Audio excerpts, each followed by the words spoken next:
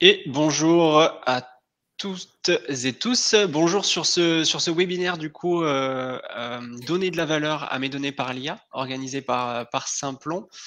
Le chat est ouvert, donc n'hésitez pas à communiquer directement dessus pour dire bonjour, pour voir si ça fonctionne bien, si vous entendez bien, s'il y a des problématiques particulières, n'hésitez pas à l'indiquer.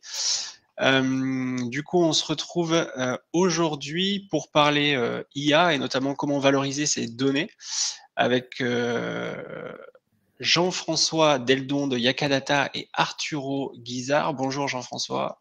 Bonjour, bonjour à tous.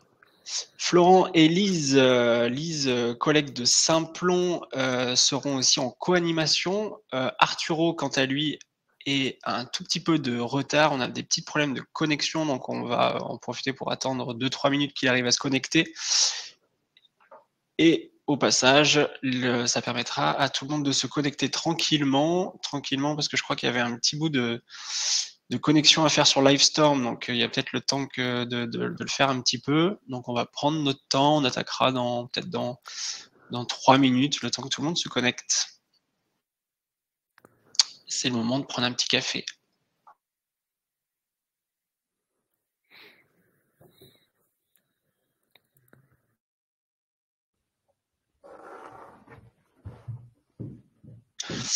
Bonjour Arturo. Bonjour. Nous t'attendions. Est-ce que tu vas bien du coup? Tu nous entends bien? Ouais, là tu s'entends bien, ouais. Merci. Ok, super. Et ben, je vous propose que nous commencions du coup ce webinaire. On est ensemble pour 1 heure. Lise, du coup, en co-animation. Lise, toi, tout fonctionne bien aussi de ton côté? Bonjour, excusez-nous pour ces petits problèmes techniques, mais on est tout bon et on est ravis de vous accueillir pour ce super webinaire sur le thème de la data. Alors du coup, l'organisation de webinaire, c'est assez nouveau pour nous, donc on est content de vous accueillir aujourd'hui. On a 2 experts de l'IA avec nous, donc on est très content de les avoir. N'hésitez pas surtout, on va essayer de faire en sorte que ce soit le plus horizontal possible, donc si vous avez vraiment des questions, profitez-en pour les poser, c'est le moment d'y répondre. On a 2 consultants quand même assez experts, donc c'est le moment de profiter de la gratuité de leur expertise, j'ai envie de dire. Mais n'hésitez pas. Simplon déjà, donc Simplon, nous on a un organisme de formation au métier du numérique, formation dans le développement, dans l'infrastructure et réseau, dans les données, des formations de bac à bac plus 5, formation plutôt, on va dire, longue, minimum de 9 à 18 mois, selon si c'est des formations intensives ou en alternance.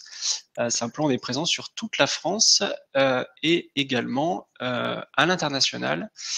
Je pensais que vous partagez. Est-ce que vous voyez déjà bien l'écran de votre côté?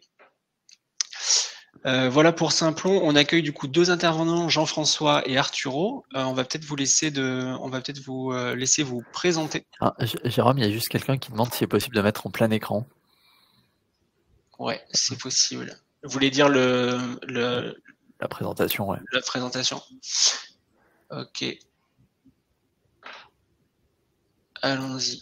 C'est parti. Est-ce que vous voyez mieux? Plus simple pour le plein écran. Merci. Ok. Ça a l'air beaucoup mieux. Jean-François, je te laisse te présenter.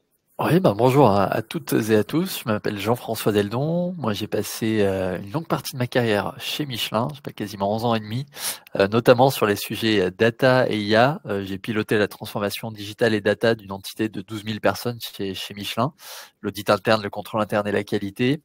Et puis, après un passage à l'incubateur, j'ai essayé de développer une plateforme data pour le guide Michelin. J'ai eu le goût pour l'innovation et surtout pour créer ensuite mon entreprise Yakadata, dans laquelle j'accompagne n'importe quelle entreprise à essayer de comprendre comment utiliser la data et l'IA au mieux et de façon simple dans son activité. Et moi, de mon côté, je suis Arthur Guissard. Moi, j'étais avant chercheur. Je travaillais à l'INRIA et au CEA, donc les centres d'énergie atomique. Pour ceux qui sont à Grenoble, moi, j'étais dans les centres de Grenoble, dans Minatech. Donc, je bossais surtout dans les algorithmes intelligents, dans les domaines des objets connectés, des voitures autonomes, enfin, les voitures connectées, industrie 4.0, donc tout ce qui est manufacture et tout ça. Et depuis 2020, je me suis lancé à mon compte en tant que data scientist en freelance. Et du coup, j'accompagne les entreprises à la mise en place des solutions IA ou data, parce sans la donnée, bien sûr, il n'y a pas d'IA. Donc, j'accompagne aux entreprises avec Datalo.co voilà, sur ce sujet des stratégies des données, comment mettre en place la culture, parce qu'il y a bientôt une conversion aussi. Du moment qu'on met en place un nouveau outil d'IA ou d'automatisation, il y a toute une stratégie à mettre en place. Donc voilà, ça c'est de mon côté. Et j'ai travaillé avec Simplon aussi en tant que formateur depuis quelques années. Ok, bah écoutez, merci beaucoup pour cette introduction. Si ça vous va, on va essayer de rentrer un petit peu dans le vif du sujet avec une première question. Donc l'objectif, c'est que ça soit un échange aussi et que vous complétiez, bien sûr, s'il y a besoin. On sait que tout ce qui est la donnée, c'est des véritables enjeux pour les entreprises. On en a beaucoup, partout, un petit peu dans tous les sens. Et c'est vrai que moi, ma première question, c'est comment en fait on fait pour bien exploiter et optimiser toutes ces données. Est-ce que Jean-François, vous voulez commencer ? Effectivement, déjà, on se rend compte, peu importe l'entreprise, qu'on travaille avec des données, qu'on soit une grosse, une petite. Enfin, j'ai accompagné récemment un cabinet de gestion de patrimoine, il n'y a que 4 employés. Et pour autant, on se rend compte que quand on accumule toutes les données qu'ils ont sur leurs clients, les synthèses de rendez-vous, les fonds avec lesquels ils travaillent, il y a une quantité de données astronomique. Et en fait, on peut vite se retrouver perdu derrière toutes ces données. Et alors qu'en fait, il y a une vraie valeur dessus. C'est-à-dire qu'on peut optimiser la façon dont on travaille, on peut automatiser des tâches avec, et surtout, en fait, on peut beaucoup mieux comprendre son activité, ses clients, et trouver des voies d'amélioration, que ce soit dans ce cas-là, pour leur proposer peut-être des fonds plus pertinents, pour savoir quand les recontacter, mais aussi tout simplement pour partager des fois l'information entre membres d'une même équipe, ou si on prend le cas d'une entreprise un peu plus grosse, par exemple d'entreprise industrielle, il y a possibilité d'améliorer la planification des produits parce qu'on a déjà un historique de la façon dont les produits ont été réalisés, ce qui a bien marché, moins bien marché. Alors, ce qui est fait empiriquement, finalement, parce que tout le monde fait de l'analyse de données d'une certaine façon, ça s'appelle la mémoire et le fait d'être capable de raisonner. Et bien, en fait, on se dit, oui, tiens, ça avait bien marché, ça avait pas bien marché, on devrait faire comme ça. C'est ce que permet de faire la data et l'intelligence artificielle, mais avec un degré beaucoup plus fort et en traitant un nombre de données beaucoup plus grand. Donc, je pense qu'il y a un vrai enjeu pour, quelle que soit la taille de l'entreprise, pour réfléchir à comment on utilise les données qu'on a déjà ou qui sont pertinentes à notre activité pour automatiser ou créer de la valeur. Arturo, est-ce que tu souhaites compléter ? Oui, donc du coup, Jean-François, il a bien exposé un peu l'intérêt, la motivation de s'y lancer. Moi, j'y rajouterais les composantes financières, c'est-à-dire que les côtés héroïstiques, on les voit assez rapidement quand on arrive à bien automatiser et améliorer une procédure. Je mets un exemple concret. Un de mes clients avait l'habitude d'utiliser un outil des tableaux de bord pour visualiser un peu la performance de l'activité par an. Et par contre, cet outil-là, il était développé en interne par des devs.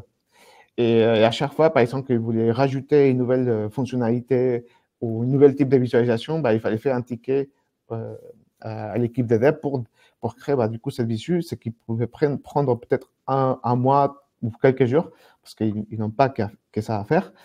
Et en fait, c'est parce que ce pouvoir de la valorisation et l'utilisation de la donnée était juste cloisonné avec l'équipe IT et non pas distribué d'une manière un peu plus ouverte au sein de l'entreprise. Donc, moi, j'ai participé dans cette projet de consulting déjà pour les aider à trouver une nouvelle solution plus adaptée à l'entreprise pour que, du coup, les experts métiers puissent avoir prendre la main pour créer ses propres dashboards de manière plus rapide. Et en fait, on gagne déjà pas mal du temps. Et donc, les côtés héroïstiques, c'est là. C'est que au lieu de perdre du temps à avoir un certain nombre de jours pour développer ce genre de choses, on peut l'automatiser. Et avec l'IA, c'est pareil. Avec l'IA, en fonction du sujet, il y a des cas, par exemple, dans le prédictif qui pourraient prévoir des problèmes ou l'amenance prédictive. Surtout Jean-François, qui a travaillé sur Michelin, il pourra bien dire qu'il y a eu des sujets là-dessus qui ont permis de gagner pas mal, de réduire des problèmes déjà et gagner pas mal du côté héroïstique aussi, sur la valorisation des données. Ouais. Tout à fait. Et peut-être j'ajouterais juste quelque chose, parce que là on se pose la question de pourquoi il faut se lancer dans l'exploitation de la data et de l'IA. Il y a quelque chose que j'aime bien aussi ramener justement aux entreprises, c'est pourquoi il ne faut pas se poser la question de la data et de l'IA. Et en fait, souvent il y a des entreprises qui se disent ouais, il faut en faire parce que les autres le font. Et donc on se lance dans des projets qui semblent intéressants parce qu'on dit ah oui tiens ça serait intéressant de faire ça. Et au bout de 2 ans en fait on se rend compte que ça va pas apporter de valeur. Et alors que contrairement à ce qu'on pense, ou en tout cas à ce que pensent ces entreprises, c'est pas une bonne façon de faire justement de se dire il faut le faire parce que les autres le font, mais il faut plutôt avoir l'approche que décrit Arturo, c'est-à-dire réfléchir à finalement qu'est-ce que ça peut nous apporter comme valeur. Et avoir ça finalement dès le départ, c'est de se dire on va faire de la data et l'IA parce que ça va nous apporter de la valeur, parce que on pense qu'on peut vraiment en bénéficier, ou en tout cas on a envie de le tester, on veut vraiment réfléchir à ce sujet-là, et pas rester juste à la couche où on se dit bah oui tiens tout le monde en fait donc il faut en faire absolument, ce qui est pour moi en tout cas une très mauvaise raison de se lancer dans le chantier. En tout cas il faut voilà, quand on fait ça, bien miser sur la valeur pour le métier. Et puis l'autre élément qui est super important pour moi, justement, quand on le fait, c'est le fait que ça ne devienne pas comment dire, une peine ou un effort pour les équipes. C'est-à-dire que oui, il faut que ça apporte de la valeur à l'entreprise, mais si on demande aux employés de passer 3 heures par jour à améliorer la qualité des données, et que c'est pas très sympa à faire, bon, globalement, ça va pas réussir. Donc il faut aussi réfléchir à quelle valeur et comment voilà, on peut le mettre en place dans un contexte de façon la plus pragmatique possible.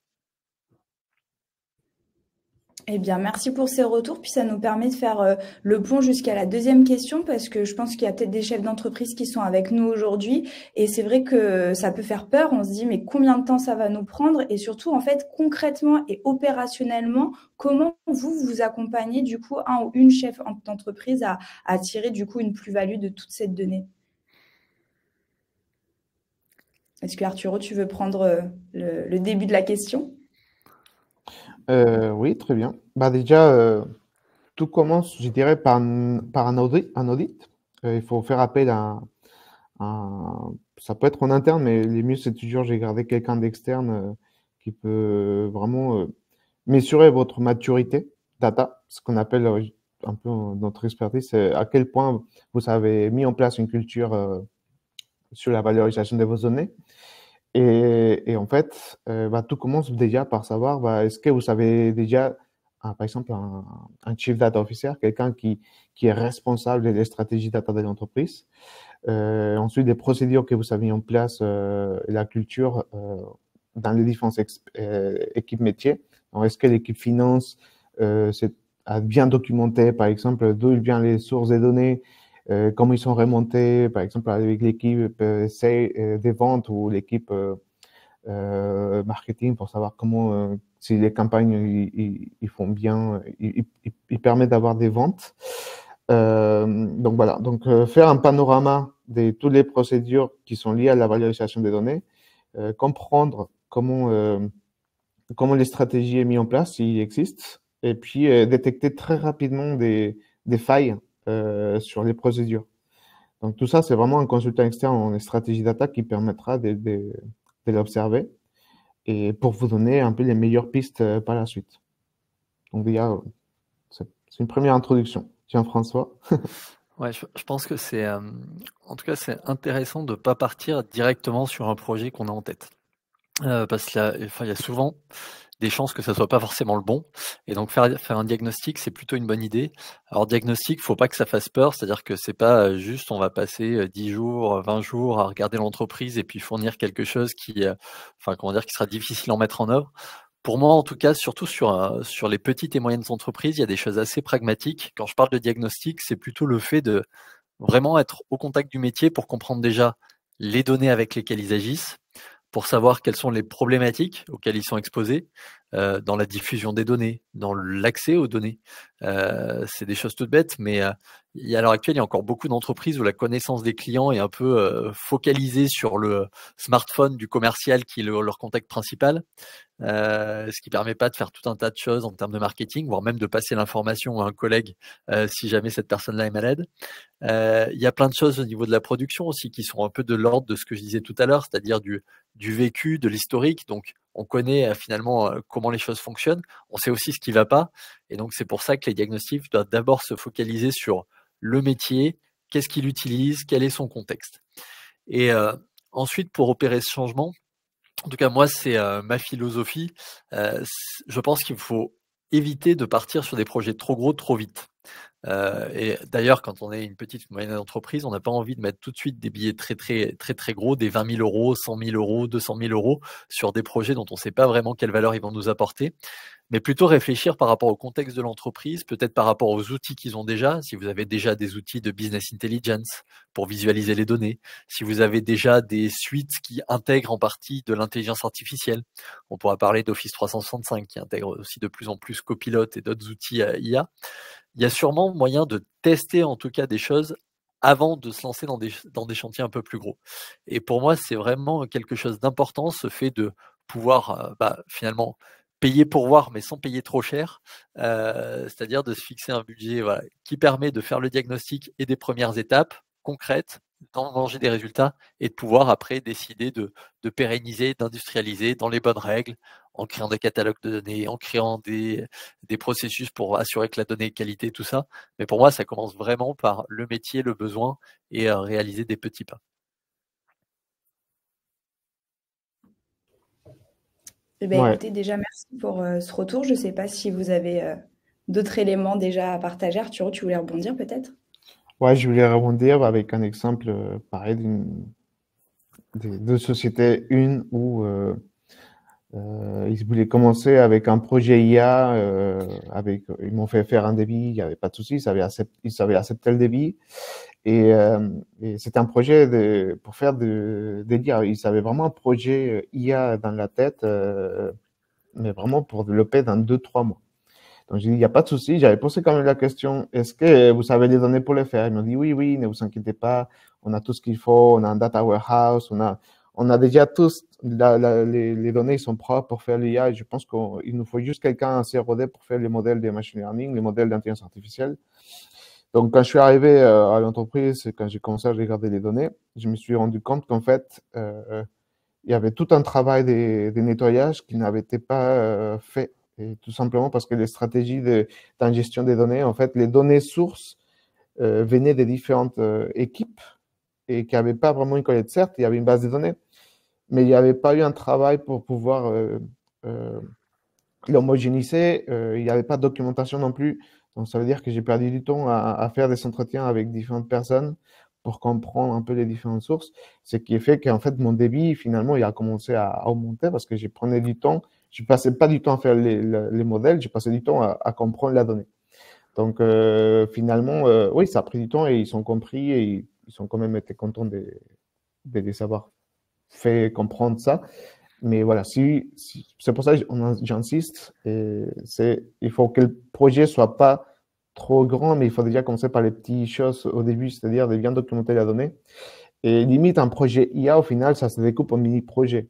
Une première partie, documentation, compréhension des données, nettoyage, préparation. Après, la partie modélisation, création des modèles, test, et après, les déploiements, quoi. Si je veux dégrossir un peu le projet, quoi. Mais,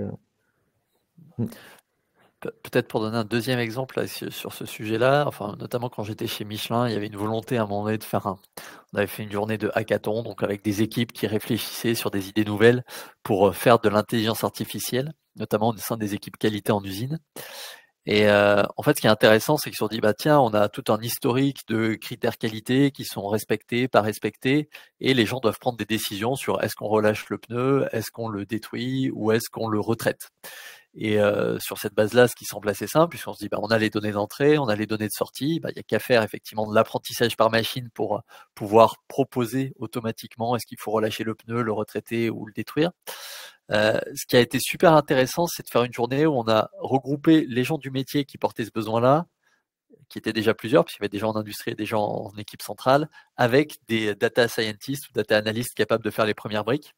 Et ce qu'on s'est rendu compte, c'est finalement un peu ce qu'Arturo disait, c'est-à-dire que les données étaient dans des champs texte, pas structurés, donc très difficiles à lire, en plusieurs langues, avec des codes qui n'étaient pas les mêmes d'une usine à l'autre, qu'il y avait un endroit donc au central où en fait les gens récupéraient les données, les retraitaient et les mettaient dans un tableau Excel à part de la base de données standard qui était beaucoup plus propre puisqu'il était retraité manuellement et sur lequel en plus ils avaient bien un certain nombre de règles pour décider si relâcher le pneu ou s'ils le retraitaient ou autre. Et en fait, on s'est rendu compte à la fin que ce qui faisait sens, c'était d'abord de travailler sur la source de données, c'est-à-dire comment en fait c'était encodé dans l'outil. Le deuxième, de partager les règles, parce que s'il y a des règles, c'est dommage que l'usine ne les ait pas pour pouvoir décider au plus vite. Et le troisième, c'est une fois que l'outil et les règles étaient bien partagées, effectivement, à ce moment-là, essayer de construire l'outil d'IA quand les données auront été assez structurées, historisées et de bonne qualité pour pouvoir réaliser ça. Mais c'est souvent ça qu'on voit, en tout cas dans les projets qu'on lance, c'est qu'il faut faire des étapes intermédiaires et qu'en fait, finalement, rien que le fait de partager des règles apporte de la valeur. Donc, sous le coup d'un chantier data et intelligence artificielle, on fait forcément de l'intelligence artificielle, mais on partage des données, on partage des pratiques entre les équipes métiers qui permettent d'aller après au niveau où on a les données et tous les contextes suffisants pour faire de l'intelligence artificielle. Donc, il ne faut pas se dire que c'est dégradant de faire de la data et qu'en fait, on veut faire de l'intelligence artificielle tout de suite. Non, au contraire, c'est vraiment le socle, les fondations qui vont permettre après de faire des choses encore plus puissantes. Mais si on a des mauvaises données en entrée, on aura forcément une mauvaise intelligence artificielle, où il y a des gens qui l'appellent la stupidité artificielle à la fin. Et ça, c'est sûr qu'il n'y a aucun problème, c'est mathématique. Je rebondis sur cette réflexion, du coup. Est-ce que ça veut dire que, je ne sais pas, un entrepreneur ou voire même un start-upper qui débute son entreprise doit commencer à réfléchir à ces questions de données, à intégrer où est-ce que sont ces données, est-ce qu'elles doivent être harmonisées pour peut-être pas les valoriser tout de suite, mais peut-être se dire, peut-être dans 3 ans, 4 ans, enfin, je prépare un terrain où est-ce que il faut laisser faire et à un moment donné se dire, là, je crois que j'ai la carrure pour attaquer ce chantier-là. Je vais répondre et je laisserai Arthur compléter. Pour moi, effectivement, il y a intérêt à réfléchir au moins aux données essentielles, c'est-à-dire sur tout ce qui est les clients. Enfin, clairement, il y a des choses à creuser pour les stocker dans un endroit propre. Alors après, un endroit propre, ça dépend de chacun en fait. C'est-à-dire que si on tient un fichier Excel à jour avec les noms des clients, les mails et tout ça, ça peut suffire. Il suffit de se donner la rigueur de le faire. Après, si on est moins rigoureux, et ce qui arrive, quand je vais dans les entreprises, je me rends compte bien déjà qu'au sein d'une même équipe, il y a ceux qui organisent super bien et ceux qui organisent vraiment très mal, ou je veux dire plutôt qui ont moins de soucis d'organisation. Et à ce moment-là, il existe aussi des solutions qui permettent de faire ça. Il y a des outils de Customer Relationship Management, donc gestion de la relation client, qui sont capables de stocker automatiquement les mails des personnes qui nous écrivent, qu'on rencontre sur LinkedIn ou autre. Donc je pense que quand on a une startup, effectivement, il y a intérêt à commencer à réfléchir, en tout cas, au moins de façon très macro. Il n'y a pas besoin que ce soit super précis, il ne faut pas y passer des heures parce que ce serait une perte de temps, mais au moins de réfléchir à c'est quoi les données critiques dont je vais avoir besoin. Effectivement, les données clients sont souvent une, mais il peut y en avoir d'autres. Si on parle de certaines startups qui sont plutôt dans le domaine industriel, produits ou autres, le fait d'avoir les fabricants, les fournisseurs, les prix, il y a des choses qui peuvent être assez essentielles et de se dire les choses qui sont essentielles à mon activité, il faut que j'essaye de les mettre sous contrôle le plus vite. Que ça soit super bien nettoyé, c'est pas la peine parce qu'on ne sait pas vraiment encore comment on va les utiliser. Donc, je veux dire, on peut se faire des nœuds au cerveau toute la nuit pour savoir qu'est-ce qu'il faudrait avoir. Mais il ne faut pas passer trop de temps. Mais par contre, il faut avoir le minimum. On se dit, ce qui me semble essentiel tout de suite, je le mets sous contrôle. Et s'il y a besoin d'autre chose ou de faire des ajustements, je le réajusterai après. Mais restez simple.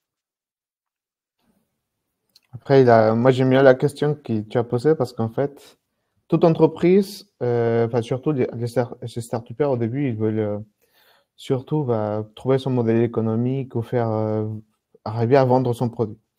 Donc, la donnée, c'est pas forcément sa priorité, mais tout de même, il doit commencer au moins par se poser la question de où est-ce que j'ai les stocks au début.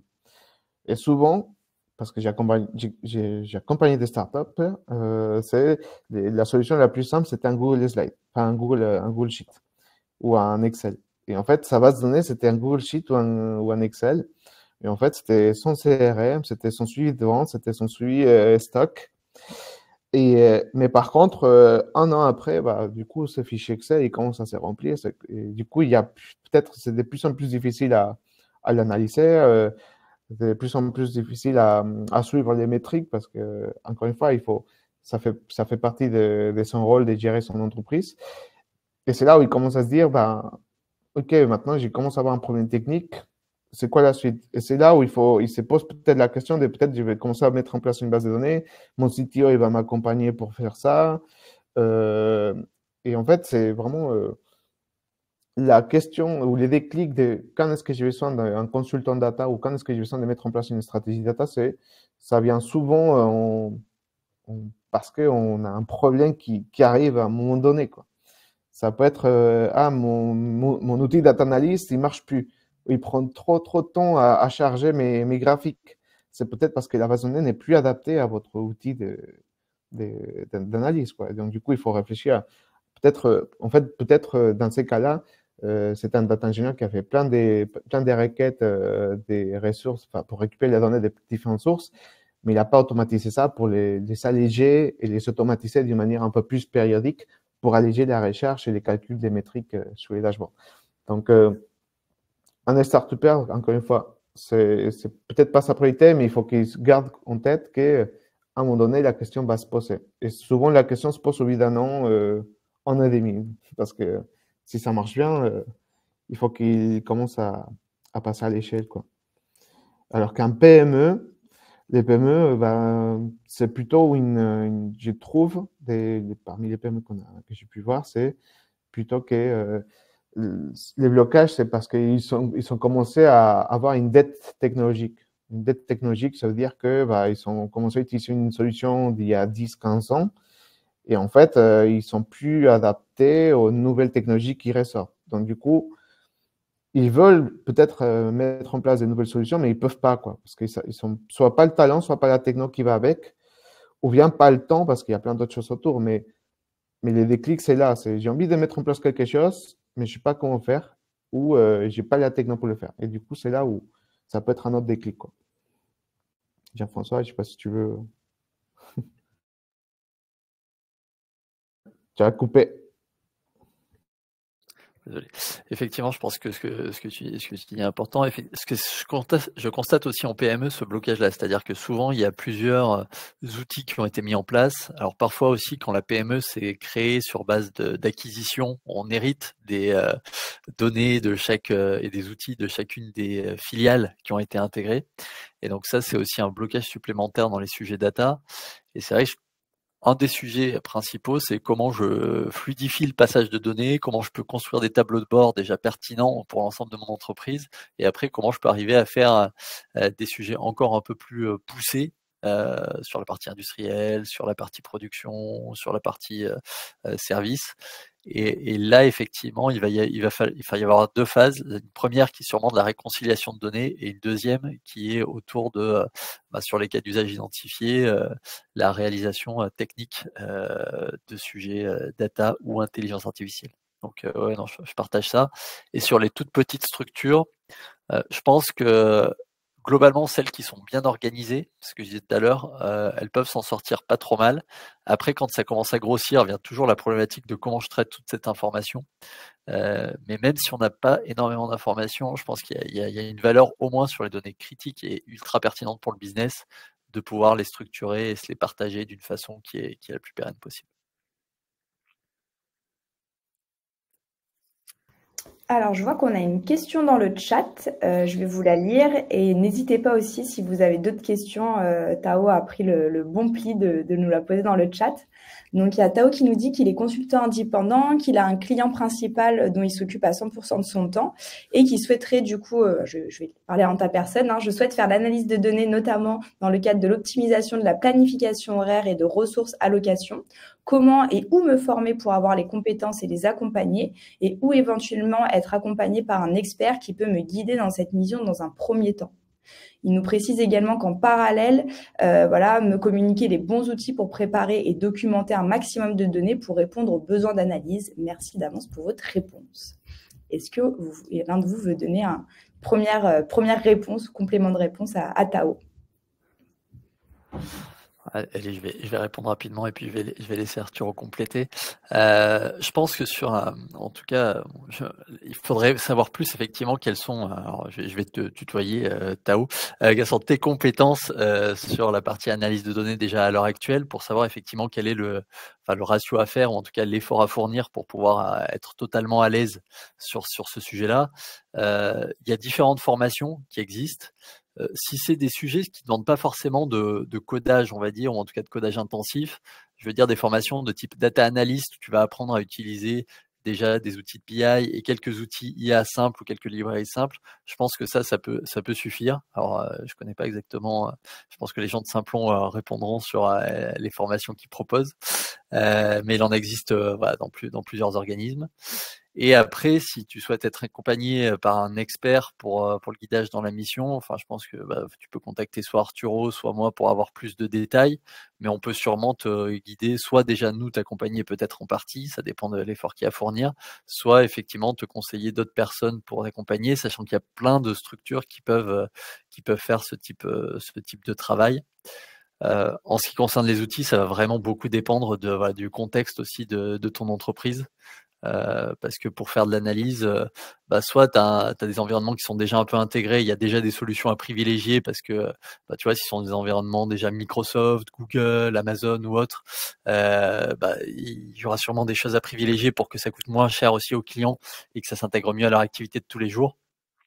Après, s'ils n'ont rien de spécial, ou en tout cas s'ils n'ont pas de préférence, effectivement, tu pourras utiliser plus de choses, on va dire, qui t'intéressent, ou en tout cas des outils un peu plus standards. Même éventuellement, si tu vas aller jusqu'à la data science, ça peut être de coder en Python avec des librairies standards et d'utiliser des notebooks et tout ça. Et là aussi, il y a des formations et de l'accompagnement que tu peux avoir. Donc, je te laisse compléter, Arthur. Ouais, la seule chose que je peux dire, c'est que tout dépend de ton contexte. Si tu as envie de rester en freelance pendant que tu te formes, ça veut dire qu'il faut trouver une formation peut-être qui soit qu'on appelle ça en part-time. Genre, il faut que tu te formes les soirs ou les week-ends. Si tu veux dédier un peu de temps pour te former, du coup, il faut chercher la formation qui va avec. Peut-être, ou si tu as envie juste de prendre une pause pour une formation un peu plus longue, du coup, il y a aussi ça qu'il faut trouver. Et puis pour les suivis, ouais, je suis d'accord avec Jean-François. Ouais, il y a plein de moyens pour te faire coacher des consultants comme nous en freelancing ou des structures qui peuvent t'accompagner, mais tout dépend aussi de ta mission, de la taille de ton structure, ton budget. Voilà. Ouais. Donc, On peut continuer sur les questions. Il y en a, ça arrive de toutes parts. Maximilien, peut-être, dans quel domaine vous utilisez IA et la data?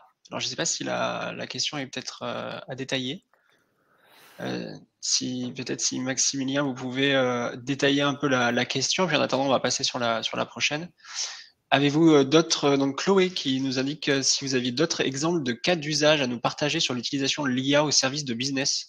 Exemple, Chloé vend des produits sur son site web, dans des magasins et via une force de vente. En quoi l'IA pourrait l'aider? Potentiellement plusieurs choses. Si je parle d'autres exemples de cas d'usage, par exemple chez Michelin, ce qu'on faisait, c'était de l'analyse de messages. Donc quand on vendait un produit, alors nous on vendait à des professionnels, on leur demandait de s'exprimer via un questionnaire de satisfaction, donc le Net Promoter Score, où ils mettaient une note et un commentaire. Et avec l'IA, on faisait de l'analyse automatique des commentaires. Et après, on ressortait différentes catégories. J'ai pas vu les forces de vente pendant un certain temps. La supply chain n'était pas bonne. À la facturation, il y a eu un souci.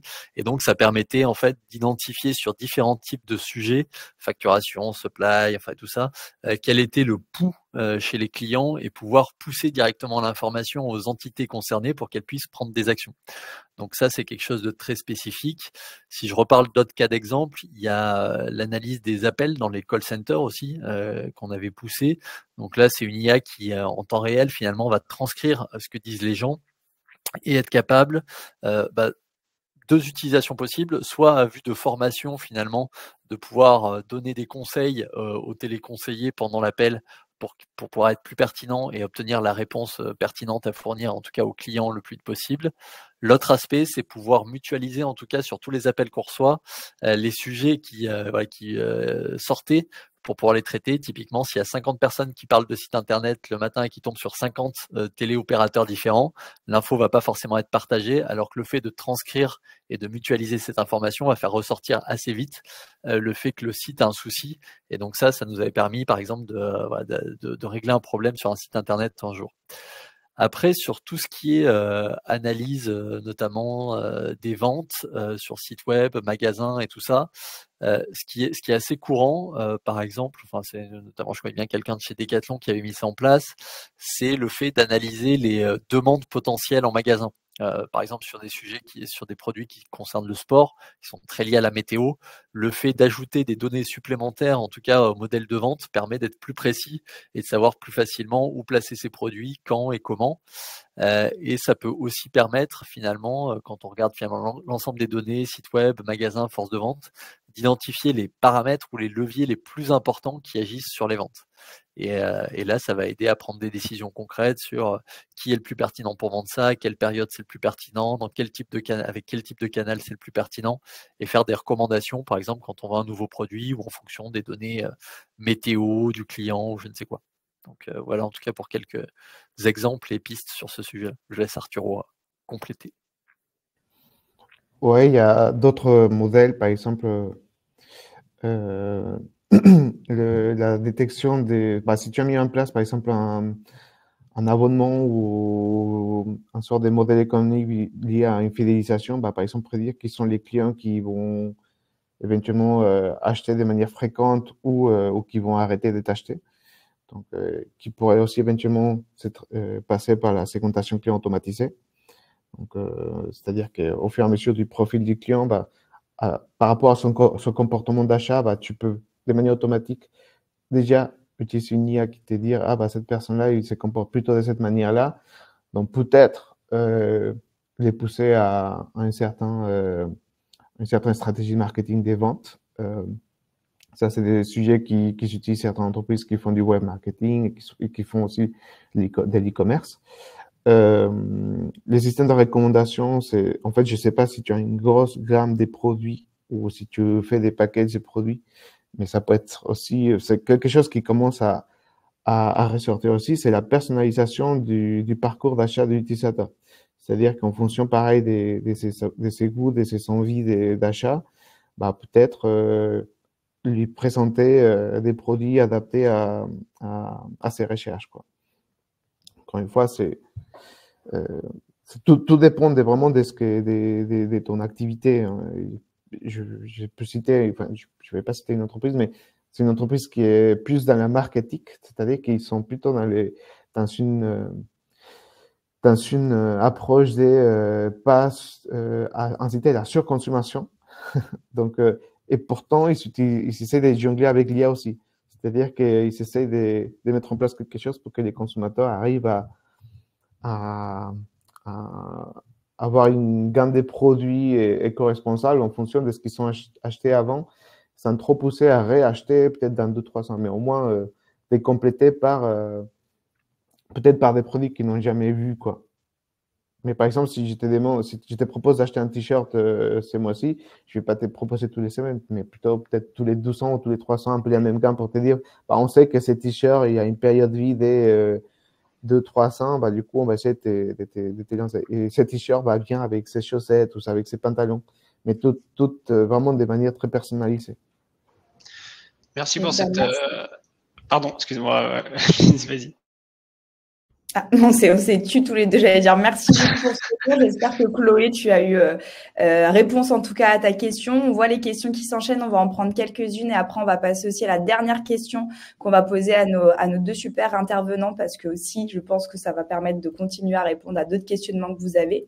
Mais du coup, je prends la prochaine question qui est celle de Jérémy qui demande: avez-vous défini ou faites-vous référence à une charte spécifique sur l'utilisation de la data et l'IA? Je pense notamment aux directives RGPD ou de données confidentielles qui pourraient transiter. Donc ça, effectivement, c'est un énorme enjeu à l'heure actuelle. Qui dit data et protection de données, est-ce que ça fait bon ménage? Comment est-ce que vous faites du coup votre quotidien pour prendre ça en compte? Alors, moi, je peux répondre à ça parce que pour moi, c'est quelque chose d'hyper important. Moi, je suis même en freelance, même avec mon cabinet, j'ai un associé, mais j'ai aussi je travaille avec un avocat qui est carrément expert dans la protection des données et qui peut, à chaque fois que j'interviens avec un client, c'est toujours la première question que je me pose, c'est est-ce que j'ai le droit d'exploiter ces données? Et pour cela, bah, je demande du coup à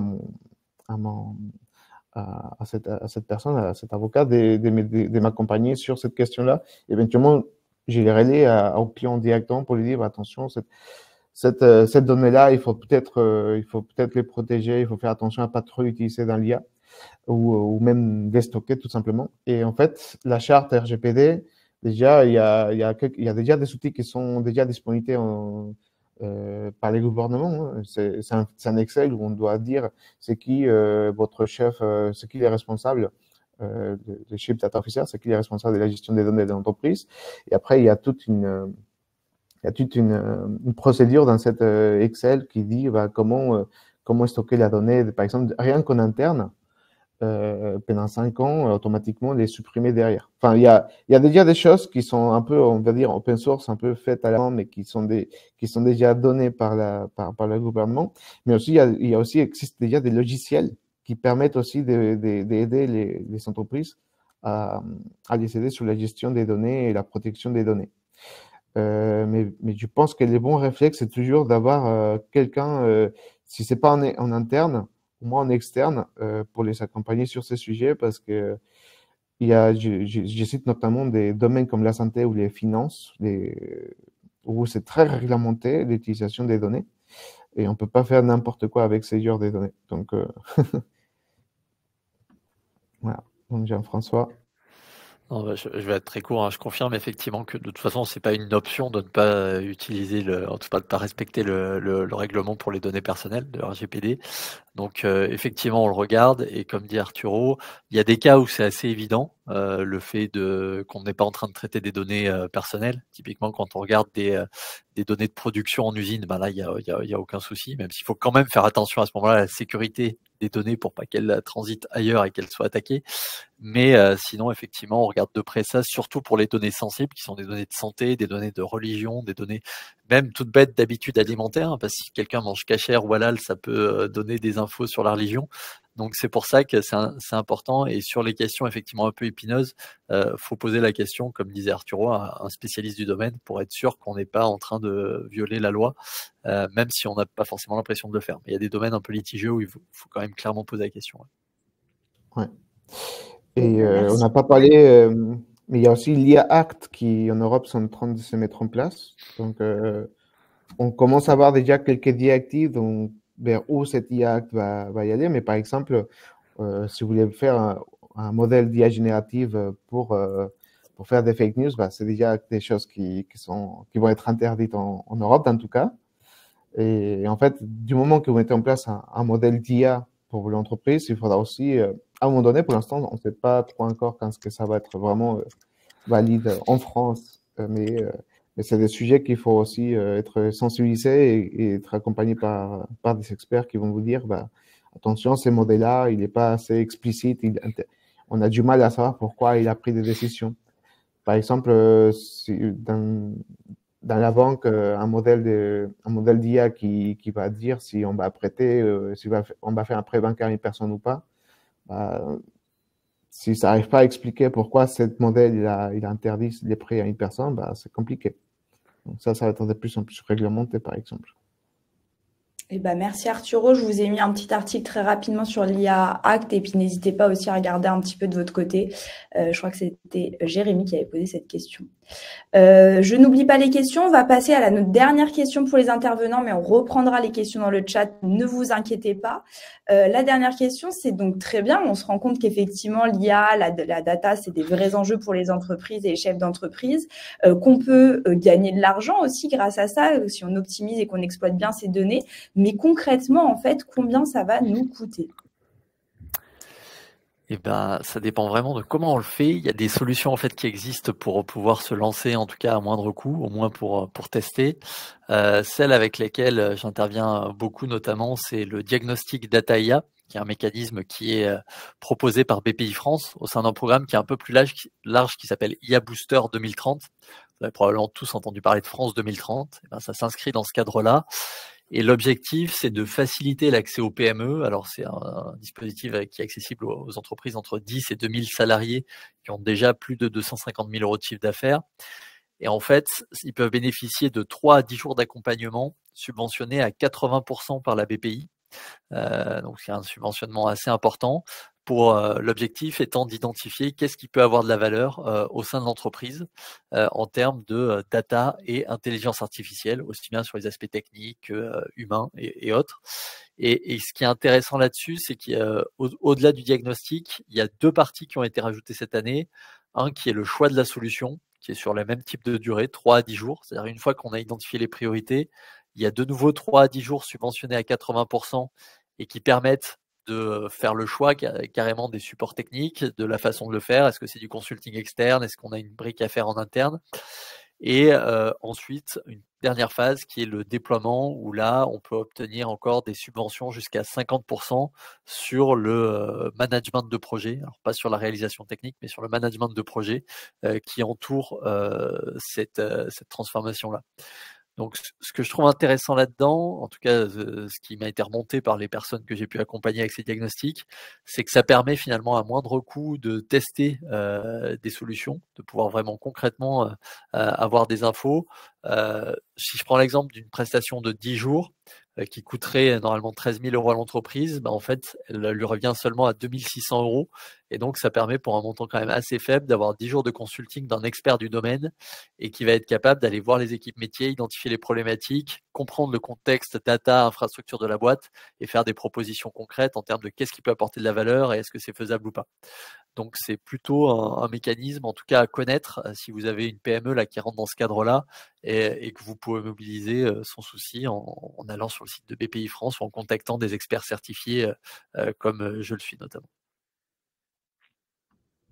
Merci beaucoup. Donc, je vous ai mis pareil dans le chat le lien vers BPI France sur le diagnostic dont nous a parlé Jean-François. Donc, n'hésitez pas aussi à regarder ça un peu plus en détail si votre société rentre dans les critères effectivement qui ont été donnés au début. Arturo? En fait, je peux juste dire que en fait, après chaque consultant, chaque entité externe qui pourra vous accompagner, on connaît un peu les grilles, mais en fait, tout dépend vraiment du problème à résoudre en entreprise. Et je pense que le mieux, c'est toujours commencer par ces bilans diagnostiques, où vous en êtes par rapport à la data, pour savoir les périmètres un peu. Et en fait, pour moi, pendant cette bilan diagnostique, pour moi, le plus important, c'est d'arriver à détecter les chantiers d'urgence. Là où il faut carrément s'y lancer parce que c'est là où on va apporter le maximum de valeur avec vos données. Rien que, par exemple, moderniser votre outil de gestion des données, de stockage et d'analyse, ça pourrait déjà apporter énormément de valeur. Et après, l'IA, ça va arriver derrière une fois que les données sont documentées et bien nettoyées et qu'en cas d'usage, finalement, sont bien définis avec des experts métiers qui vont vraiment l'utiliser. Parce qu'il y a rien de plus dévalorisant qu'un projet IA qui se lance et qui se termine dans un étagère et que personne l'utilise, quoi. Donc, c'est pour ça que le diagnostic est important et autant plus il y a des subventions, il faut profiter. Arturo, toi, du coup, tu es également formateur à Simplon, notamment sur la formation de développeur IA. Aujourd'hui, les alternances, il y a quand même de bonnes aides de l'État sur les alternances. Les apprentis sont exonérés de charges de cotisation sociale. Est-ce que l'alternance aussi, et notamment toi qui es en relation directe avec des apprenants IA chez Simplon, est-ce que du coup, le recours à des apprentis ou à des contrats de professionnalisation en entreprise peuvent apporter une plus-value dans le déploiement ou dans le diagnostic d'une entreprise? Alors moi, je forme et j'en ai 3 même alternants dans mon entreprise. Donc, tout simplement parce qu'effectivement, moi, je voulais investir sur des nouveaux sujets. Par exemple, depuis un an, on a ChatGPT qui s'est lancé. Et en fait, moi, je voulais commencer à proposer des produits qui sont vraiment liés à tout ce qui est l'IA générative. Donc, je voulais avoir un peu euh, du personnel supplémentaire pour m'aider à faire des tests, des POC, enfin des prototypes, pour voir s'il y avait un intérêt pour monter des nouveaux produits pour proposer à mes clients. Et en fait, avoir les apprenants Simplon, ça m'a beaucoup aidé et surtout, ils sont super autonomes. Donc, finalement, que ce soit avec Simplon ou avec un autre organisme, le fait d'avoir ces aides qui permettent d'insérer des apprenants en IA, bah, ça permet déjà de dérisquer en quelque sorte un projet data. Donc, parce qu'à moindre coût, on peut déjà commencer à faire des tests. Okay, donc, il ne va pas nous coûter un consultant senior qui a peut-être un taux journalier moyen de 800, mais plutôt peut-être avec un stagiaire qui, certes, il va prendre un peu de temps, mais au moins pour faire quelques prototypes et voir si, rien que pour préparer la donnée et faire quelques modèles, bah, ça permet déjà de faire des prototypes qui ensuite, pourquoi pas, les soumettre à un senior, un consultant senior, ou recruter carrément si on voit qu'il y a une grosse valeur à ajouter. Bah, pourquoi pas. Mais au moins pour démarrer, c'est quelque chose qui est très très bien. Ouais. Donc moi, je suis assez content de Vince Alternant, par exemple.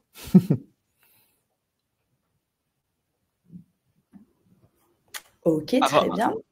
Avant de reprendre peut-être on peut faire justement un peu le moment un peu pub là-dessus sur du coup nos formations qui vont arriver si en tout cas vous ça vous dit aussi de recruter des alternants en formation IA chez Simplon. On a plusieurs formations qui auront lieu sur Clermont, Lyon, Grenoble et également à distance. Donc où vous soyez, vous pouvez prendre un apprenant en sachant qu'il faut quand même bien entendu qu'il y ait une personne un peu tech qui puisse accompagner et soutenir l'apprenant dans sa formation. Ça reste une formation pour lui aussi, notamment du coup des formations en développeur en intelligence artificielle, mais aussi data ingénieur pour structurer aussi la donnée dans l'entreprise. Est-ce qu'on peut du coup peut-être continuer les questions? Ouais, j'allais juste rajouter que par exemple, moi j'ai pris un alternant en data ingénieur parce que j'avais 3 clients à un moment donné qui voulaient améliorer ça et du coup, bah, il m'a bien aidé sur cette partie-là. J'ai pris un data scientist et un data analyst. Donc j'ai appris un peu on alterne enfin, mais du coup, comme on est 2 tuteurs, bah, on pouvait les accompagner. Et pour être honnête, bah, ça m'a, avec les missions auxquelles on les a mis, bah, soit on est opérationnellement à l'équilibre par mois, soit on a déjà fait quelques bénéfices aussi. Donc franchement, c'est pas bah, si on veut être vraiment réaliste, c'est possible, quoi. C'est pas un vrai coup finalement. Ça aide énormément à avancer sur ces sujets en PME ou en startup.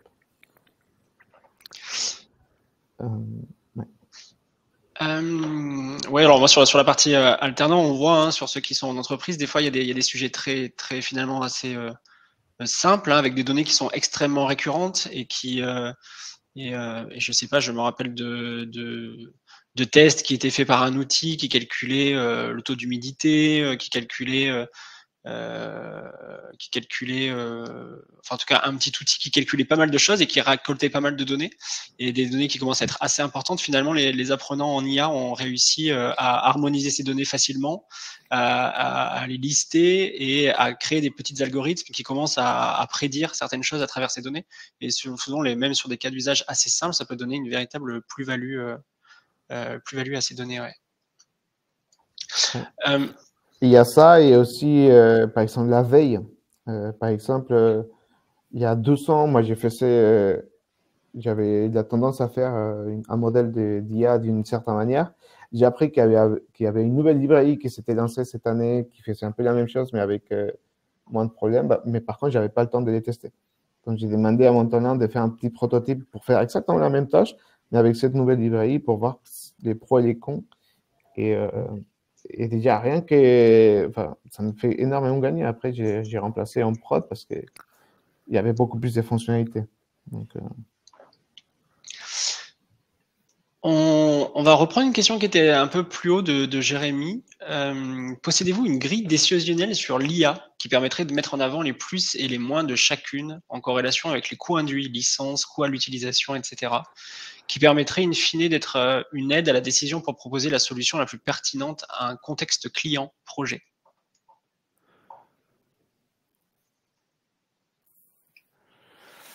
Alors, je vais répondre pour mon côté. Bon, je dirais pas que j'ai une grille décisionnelle, hein, en tout cas, ça serait un peu trop beau tout de suite. Par contre, effectivement, en fonction du contexte client et projet, alors souvent le client a déjà, ou en tout cas, quand on est une moyenne entreprise, on a déjà, on va dire, des infrastructures techniques qui conditionnent un petit peu le choix le plus pertinent pour la suite. Donc typiquement, s'il est Azure, on va plutôt utiliser les Microsoft, on va plutôt utiliser la suite Azure. S'il est plutôt Amazon, on va utiliser toutes les espaces de stockage et les outils, en tout cas les interfaces qu'il y a avec cet environnement-là. Après, sur le choix, en tout cas, des algorithmes ou des outils, ça dépend vraiment du projet. Il faut souvent en tester plusieurs, une fois qu'on a bien nettoyé les données, ce qui prend du temps. Mais il faut souvent en tester plusieurs. Donc, je dirais pas qu'il y a, enfin, en tout cas, moi, j'ai pas vu de grille, peut-être qu'Arthur va me contredire, mais toute prête à l'emploi sur ces sujets-là. Il y a voilà, quelques lignes guides qu'on peut suivre, mais après, rien n'empêche, en tout cas, de devoir tester vraiment, quoi. Ouais. Après, il y a chaque cloud provider, que ce soit Azure, AWS ou Google, on peut faire des simulations. Et ça, c'est vachement pratique parce qu'on peut éventuellement, en fonction de la techno ou de l'outil qu'on va utiliser, on peut faire une prévision du coût mensuel d'une telle techno. Donc, et en plus, après, on peut rajouter les technos externes parce que, par exemple, si on utilise ChatGPT pour certaines choses, c'est déjà un coût qui ça rajoute. Mais si en plus, on doit le mettre avec Power BI, en fait, avec les plans de pricing, finalement, on peut avoir un tableau des prévisions des coûts, quoi. Et ça, c'est pareil. Soit vous faites appel à un externe pour vous aider à faire ces prévisions, soit en interne, essayez de découvrir, mais il faut quand même quelqu'un qui s'y connaît dans le cloud pour faire ce type de comparaisons. Mais toutes les cloud providers ont cet outil d'estimation des prix. Et je trouve que c'est un bon point, c'est-à-dire que souvent, quand on se lance dans un projet data et intelligence artificielle, on l'a pas forcément dit aujourd'hui, mais on pense, donc quand on connaît pas, que c'est quelque chose de one shot, c'est-à-dire qu'on va faire le projet, et une fois qu'il sera fait, tout le monde pourra l'utiliser, tout ça. Mais non, effectivement, il y a des coûts supplémentaires d'infrastructure, d'utilisation des outils, parfois même de maintenance de l'outil en lui-même pour éviter qu'il y ait des dérives et des choses comme ça. Donc c'est des choses auxquelles il faut penser aussi, c'est-à-dire que même si on fait des projets qui sont pas forcément énormes, il y a souvent des coûts de licence, comme disait Arturo, des Power BI ou des autres, ou d'autres BI ou même solutions, en tout cas cloud, qu'il faut payer en plus chaque mois. Et donc ça aussi, il faut le prendre en compte, c'est-à-dire que c'est pas juste un tarif fixe et qui sera là pour toute la vie, mais c'est sûrement des choses qui vont amener des coûts aussi récurrents. Ouais. Je peux vous donner une fourchette, par exemple, pour un client qui voulait automatiser un peu une prévision des ventes, on va dire, c'est un peu l'équivalent. C'est pas vraiment des prévisions des ventes, mais c'était un peu dans ce sujet-là. Les projets, il a duré, par exemple, 3 mois de mise en place, d'études, de création des modèles et mise en place, avec des itérations par sprint. Et après, on a mis en place un contrat de maintenance parce qu'ils ne savaient pas la compétence en interne pour quelqu'un qui puisse dire les modèles ils commencent à avoir un drift ou une dérive, il n'arrive plus à faire de bonnes prédictions. Donc du coup, voilà, c'était un budget qu'on a fait par mois et c'est pas des coûts énormes non plus parce qu'au final, on passe maximum une journée par mois à faire ces monitoring, voire beaucoup. Des fois, c'est juste 1 heure, des fois 2 heures. Mais si jamais il y a un problème, un vrai problème, du coup, il faut passer un peu de temps pour les corriger, faire des tests, et puis les resoumettre et les déployer. En tout cas, il faut prévoir ça. Ouais. Je suis d'accord.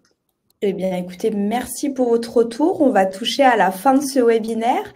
Merci en tout cas à vous pour cette heure très intéressante. J'espère que vous avez pu apprendre plein de choses. Est-ce que peut-être Jean-François ou Arturo, vous avez un petit mot de la fin pour notre super audience qui vous a passé au crible des questions ?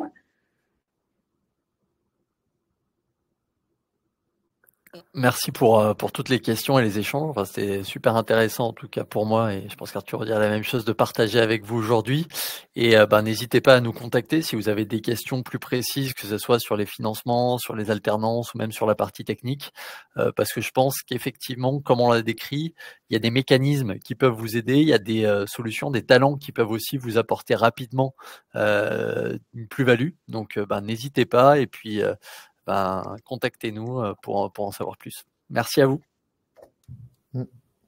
Ouais, donc moi, mon message, c'est n'ayez pas peur de vous lancer à la data, que ce soit au moins pour faire un audit avec Jean-François et la BPI, ou pour intégrer des alternants, pour faire des tests, des prototypes. Franchement, il y a des moyens financiers et humains avec des talents. Donc, il n'y a pas vraiment d'excuses maintenant. Il faut juste y aller. Donc, merci encore pour les questions et les temps que vous avez accordés pour ce webinaire. Merci Arturo et Jean-François, merci pour ces précieux éléments. On a bien pu comprendre que vous étiez aussi bien accessibles, donc n'hésitez pas sur LinkedIn à envoyer des petites questions à Jean-François et Arturo. Je suis sûr que ce sera avec plaisir pour vous de vous aiguiller. Merci Lise, merci Florent, et bonne journée à tout le monde. Merci tout le monde, excellente journée, au revoir. Merci, bonne journée.